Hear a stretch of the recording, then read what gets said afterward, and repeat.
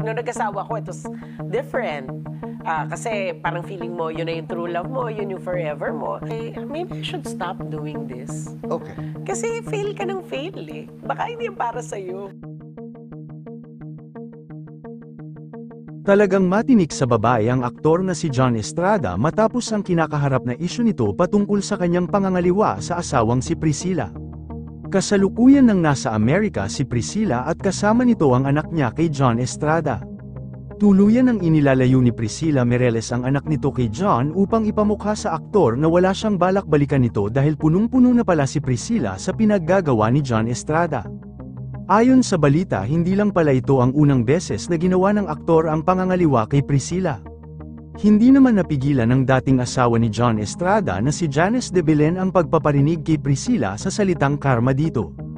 Alam naman natin na bago maging karelasyon ni Priscilla Meireles si John Estrada ay may mga naging isyu ito patungkol noon sa pagpatol ni Priscilla kay John habang asawa pa ito ni Janice noon na alam naman raw ng Brazilian TV host na pamilyadong tao si John sa mga anak nito sa kanya at nakuha pang pumatol ni Priscilla kay John.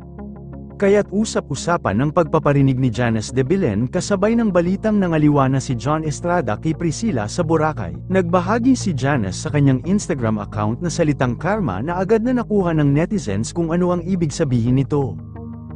Mukhang si Priscilla Meireles ang pinaparinggan ni Janice sa third-party issue nito noon sa hiwalayan ng mag-asawa. Kasalukuyan naman na nahaharap ngayon sa malaking kontrobersyal na isyu si John Estrada sa pangangaliwa nito sa kanyang asawa na si Priscilla sa Boracay na kasama umano ang bago nito na nagngangalang si Lily Halman. Makikita sa naturang video ay nagsasayaw sila John Estrada at Lily kasama pa ang ibang foreigner na kaibigan ng current rumored girlfriend ni John na si Lily.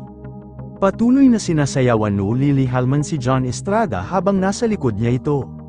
Bata ang babae na ito kung saan nakabase raw umano ito sa France na nakilala ni John sa social media. Kaya pala hindi rin kasama si John Estrada sa Amerika sa bakasyon ng asawang si Priscilla dahil umano hiwalay na pala ito. Mismong si Priscilla Meireles ang nagbulgar sa ginagawang hindi maganda ni John Estrada sa Boracay kung saan kasama niya ang naturang bagong babae nito. Yun lamang po, ano ang masasabi mo sa balitang ito, comment mo sa ibaba. Huwag kakalimutan i-like ang video na ito. Maraming salamat po sa panunood.